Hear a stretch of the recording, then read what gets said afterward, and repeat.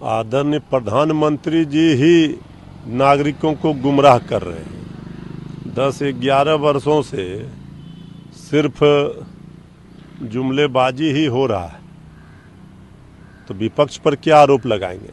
जो जो आदरणीय प्रधानमंत्री जी अपने आचरण में शामिल किए हैं, वो आरोप आदरणीय प्रधानमंत्री जी विपक्ष पर क्यों लगा रहे हैं?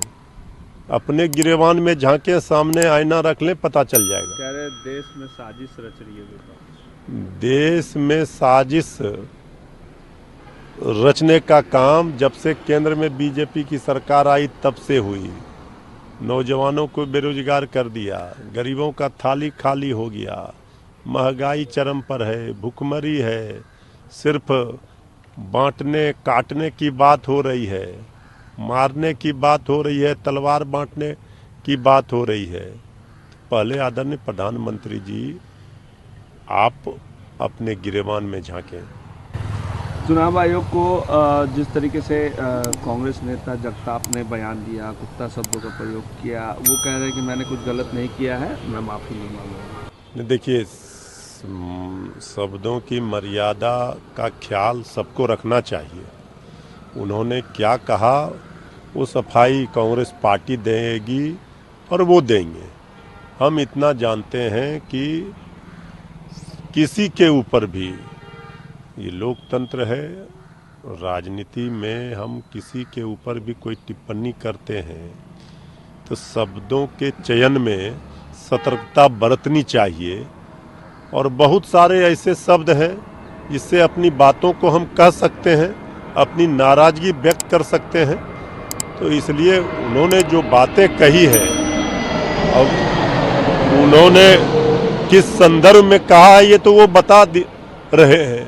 हम जानते हैं कि चुनाव आयोग को निष्पक्षता के साथ जो उनकी विश्वसनीयता है वो कायम रखना चाहिए और सभी दलों के लिए निष्पक्ष रूप से काम करना चाहिए। मल्लिकार्जुन ने कहा है कि कांग्रेस चुनाव में जिस तरीके से हार मिल रही है, हमें मूल्यांकन करना चाहिए कि हमारी चूक कहाँ हो रही है और हमेशा राष्ट्रीय नेताओं पर निर्भर नहीं होना चाहिए। ये कांग्रेस पार्टी की हार या कोई भी दल की हार या जीत होती है, उसकी समीक्षा होती है। तो कांग्रेस पार्टी के राष्ट्रीय अध्यक्ष जी ने जो बातें कही है, कि समीक्षा तो कांग्रेस पार्टी कर ही रही है। कांग्रेस पार्टी ने इस बार बेहतर प्रदर्शन भी किया है। बीजेपी की संख्या घटी है, कांग्रेस पार्टी की संख्या पार्लियामेंट चुनाव में बढ़ी। अभी महागठबंधन की, इंडिया गठबंधन की झारखंड में प्रचंड जीत हुई। तो ये सवाल तो जब हम हारते हैं या जीतते हैं तो हम समीक्षा करते हैं। बांग्लादेशी हिंदुओं के लिए कोई विरोध प्रदर्शन नहीं होना चिंता का विषय है, कंगना रनावत ने कहा है।